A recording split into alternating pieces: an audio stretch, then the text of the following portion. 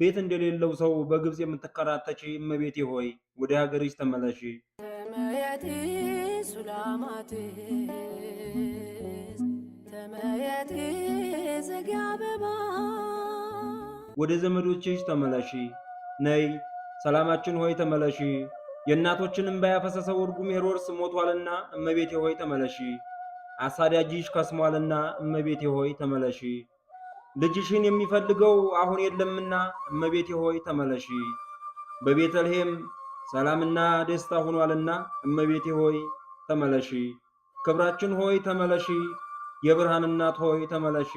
ወላዲተ አምላክ ሆይ ተመለሺ። አንቺ አምላክን ወልደሽ ሳለ ድህነትን ለፍጥረት ሁሉ ሰጥተሽ ሳለ ስለምን 3 ዓመት ከ6 ወር ሙሉ በስደት በረሃብ በጥም በብርድና በውርጭ ትሰቃያለሽ?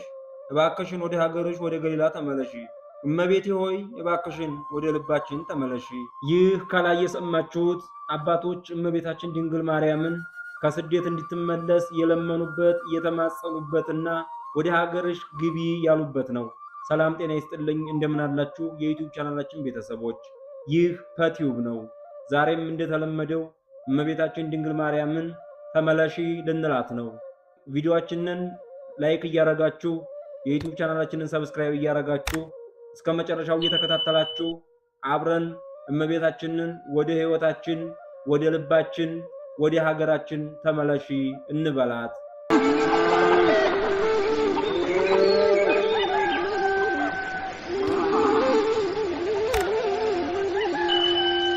ቅድስት ድንግል ሆይ የዓለም ሁሉ መመኪያ የሆንሽ ንጽሕት እመቤታችን ለምን በባዕድ ሀገር በግብጽ ቆየሽ?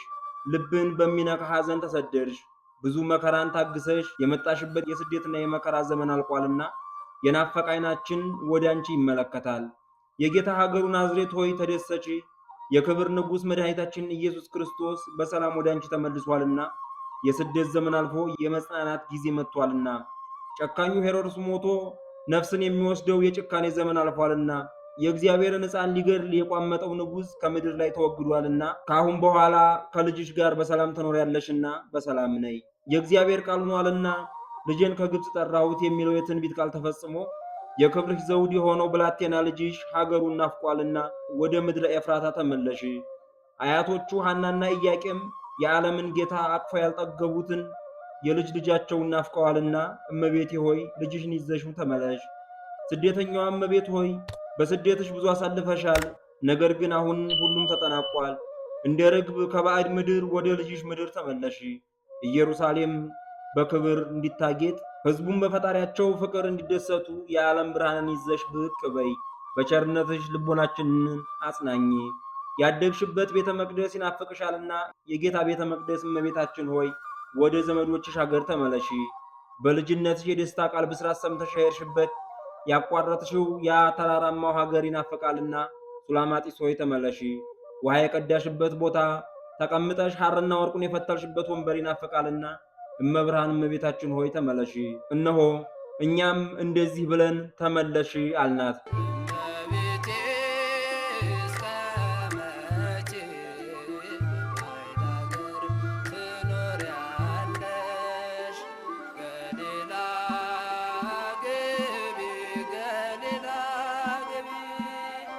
አባ ጽጌ ድንግል ከነዚህ አባቶች መካከል አንዱና በጽሑፋችን መጀመሪያ ያየነውን ቤት እንደሌለው ሰው በግብጽ አትንከራተቺ እመቤቴ ሆይ ወደ ሀገርሽ ተመለሺ በማለት መመለሷን አጥብቆ የተመኘ ቅዱስ አባት ነው።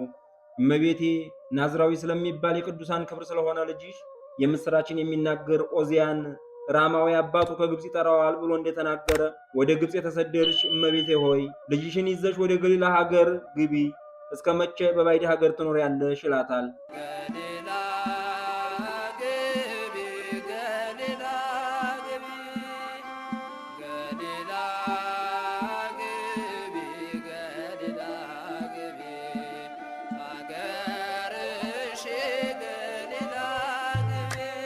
በብዙ ዘመድ የከበርሽ እመቤት የድንግል ማርያም ሆይ እነሆ ሕፃናትን የሚገድል ክፉ የቸነፈር ደዌ ሄሮድስ ዛሬ ጠፍቷልና በቤተልሔምም አመፃና ቅሚያ የለምና በምስራች ወደ ሀገርሽ ተመለሽ እንጂ እስከ መቼ ስደተኛ ሆነሽ ትኖሪያለሽ እያለ ትመለስ ዘንድ የምልጃውን እና የልመናውን ሐሳብ ያቀርብላታል።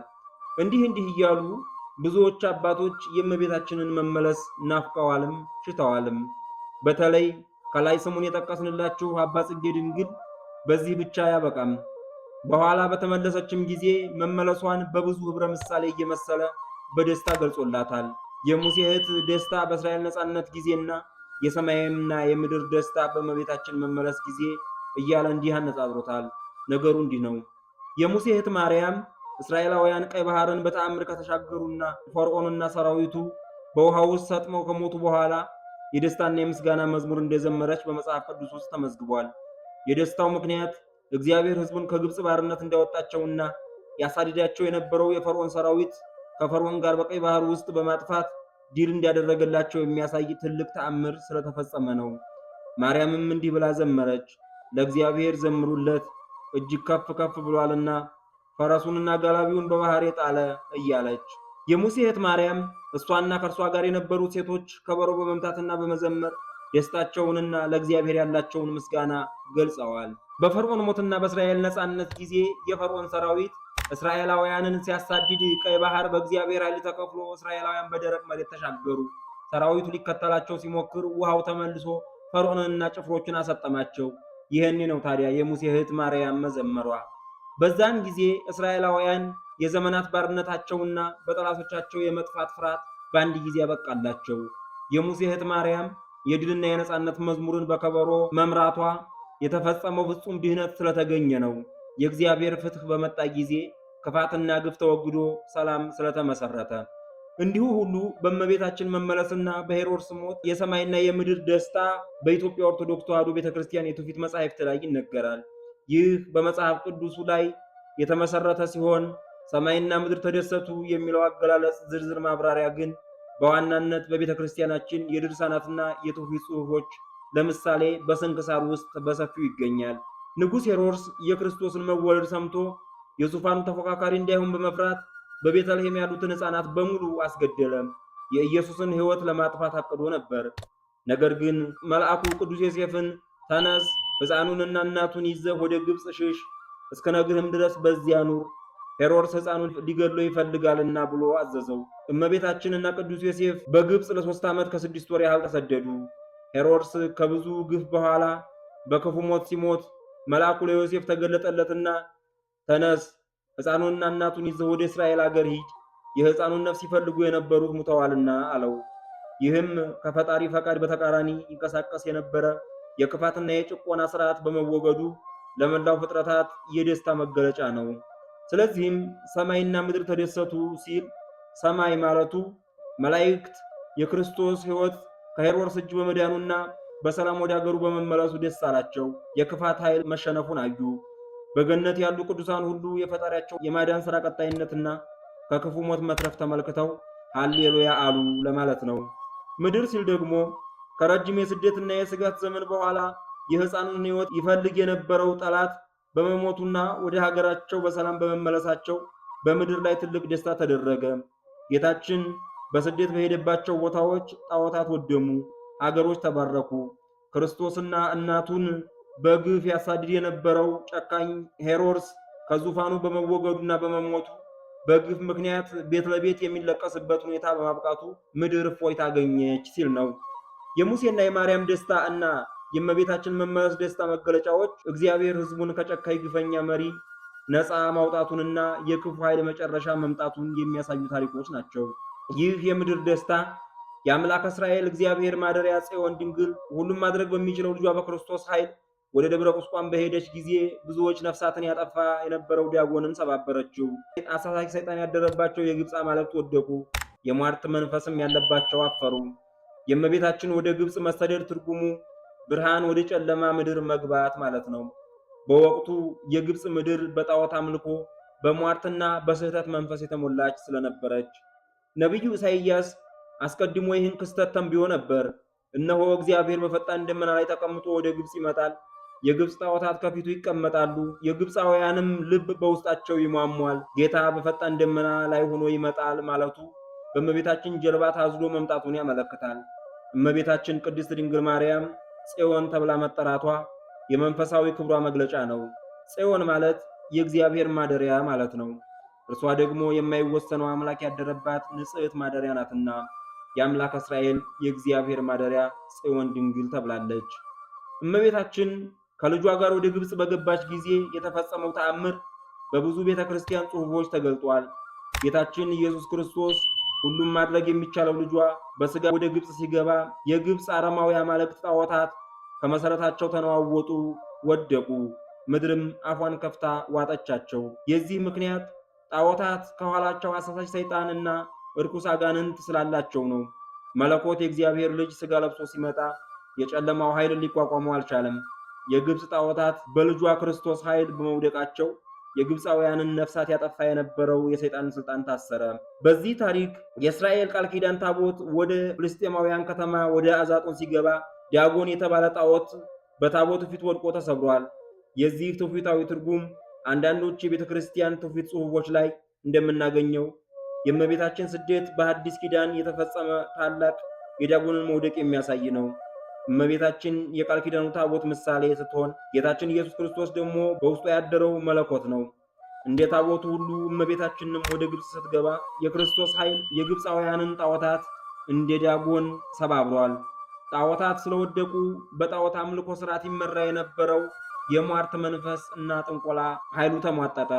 የብርሃኑ መምጣት የጨለማውን ሥራ ጠፋው። በአጠቃላይ ይህ ታሪክ የሚያስተምረን ዋና ነገር የእግዚአብሔር ልጅ ኢየሱስ ክርስቶስ በሥጋ በመምጣቱ የሰይጣንን የጨለማ ኃይል መጥቶ የጣዖታትን ሥልጣን አፍርሶ እግዚአብሔር አሕዛብ ለነበሩት ለግብፃውያን የድኅነትን መንገድ እንደከፈተላቸው ነው።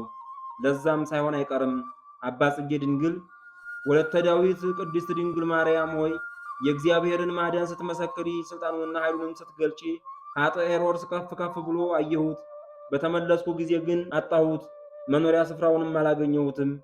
ልጄ ክርስቶስ የሄሮድስን ኃይል አጥፍቶታልና በይ አለው። ሄሮድስ ታላቅ ንጉሥ ቢመስልም የእግዚአብሔርን ልጅ ሊገድል ሲፈልግ የነበረ ትዕቢተኛ ኃጢአተኛ ነበር። የእግዚአብሔር ኃይል ግን እርሱን ከዙፋኑ ነቅሎ ጣለው። በጊዜው የገዛ ኃጢአቱ ሄሮድስን አጠፋው። ይህም ቅዱስ ዳዊት ኃጥእን ከፍ ከፍ ብሎ እንደ ሊባኖስ ዝግባ ለምልሞ አየሁት፣ ብመለስ ግን አጣሁት፣ ፈለግኩት ቦታውንም አላገኘሁትም ካለው ጋር የሚገናኝ ነው። ቅዱስ ዳዊት በዘመኑ የነበሩ እንደ ሄሮድስ አይነት ክፉዎች ባለስልጣናት በክብርና በሀብት ተንደላቀው ደስ ሲላቸው አየ። ቁመናቸው እንደ ሊባኖስ ዝግባ ጠንካራና ዘላቂ ይመስላል። ሄሮድስም ስልጣኑ፣ ሀብቱና ወታደሩ የጠበቀው መስሎት ነበር።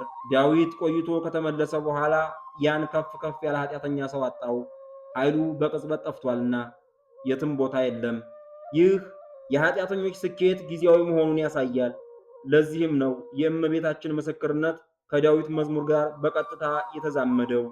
የቅዱስ ዳዊትና የእመቤታችን ኃጢአተኛን ከፍ ከፍ ብሎ አየሁት የሚለው ንግግር የሚያስተምረው የኃጢአተኛ ስኬትና ኃይል የዘላለም አለመሆኑንና የእግዚአብሔር ፍትሕ ግን ዘላቂና የማይለወጥ መሆኑን ነው። ሄሮድስ በክፋቱ ከፍ ከፍ ቢልም በክርስቶስ ኃይል ተወግዶ ጠፍቷል። የጌታችን ሀገር ናዝሬት ሆይ ደስ ይበልሽ፣ አብሪ፣ ንጉሥ ከማደሪያው ሆኖ በስደት ተመልሶ ወደ አንቺ መጥቷልና። እንግዲህ በእርሱ ላይ ክፋትን የመከረ ሁሉ ይፈር፣ ይፍራ፣ ይደንግጥ። እነሆ እውነተኛው ዘላለማዊ ንጉሥ መጥቷልና ያዘናችሁ ተደሰቱ እንዳለ ደራሲ። በዚህ ታሪክ መሰረት በእመቤታችን መመለስ እመቤታችን ከስደቷ ተመልሳ ወደ ሀገሯ መግባቷን በማሰብ እኛም ደግሞ እንዲህ እንላለን። በሀገራችን ውስጥ ያላችሁ ወገኖቻችን፣ በዓለም ላይም ያላችሁ ይህ ቃል የምትሰሙ ወገኖቻችን ሁላችሁ ያዘናችሁ ተደሰቱ፣ የተጨነቃችሁ ተረጋጉ፣ ደስታ የራቃችሁ ደስ ይበላችሁ። ለዓለም ሁሉ ታላቅ ደስታ የሆነው ጌታ ከእናቱ ጋር ተመልሷልና። የተሰደዳችሁ ስደታችሁ ከመብርሃን በረከት የሚያስገኛችሁ ነውና ደስ ይበላችሁ። የተራባችሁ ረሃባችሁ ከመብርሃን ጸጋ የሚያስገኛችሁ ነውና ደስ ይበላችሁ። የተራቆታችሁ የተገፋችሁ ያዘናችሁ ሰው የጨከነባችሁ ከእመብርሃን የምታገኙ ትልቅ ጸጋ አለና ደስ ይበላችሁ።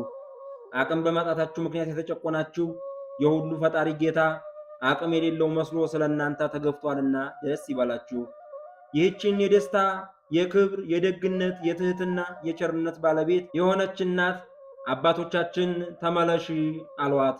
አዎ ሱላማጢስ ሆይ ተመለሺ፣ አዎ ሰላማችን ሆይ ተመለሺ፣ አዎ እረፍታችን ሆይ ተመለሺ፣ አዎ ደስታችን ሆይ ተመለሺ፣ አዎ ጤናችን ሆይ ተመለሺ፣ በረከታችን ሆይ ተመለሺ፣ ሙላታችን ሆይ ተመለሺ፣ እናታችን ሆይ ተመለሺ። እመቤቴ ሆይ በገዛ ኃጢአታችን አሳደንሻልና ወደ ልባችን ተመለሺ። እመቤቴ ሆይ በረከትን አጥተን ተቸግረናልና ወደ ቤታችን ተመለሺ። እመብርሃን ሰላም አጥተናልና ወደ ሀገራችን ተመለሺ። እመቤቴ ሆይ ሌላ በማሰብ ታውከናልና ወደ አእምሯችን ተመለሺ። እናታችን ሆይ ጨክነሽ ጥለሽን በስደት አትቅሪ። ወደኛ ወደ ልጆችሽ፣ ወደኛ ወደ ሕዝቦችሽ፣ ወደኛ ወደ ኃጢአተኞቹ ባሪያዎችሽ ተመለሽልን። አሜን። እመብርሃን ትመለስልን። ወስብሐት ለእግዚአብሔር ወለወላዲቱ ድንግል ወለመስቀሉ ክቡር። ይቆየን።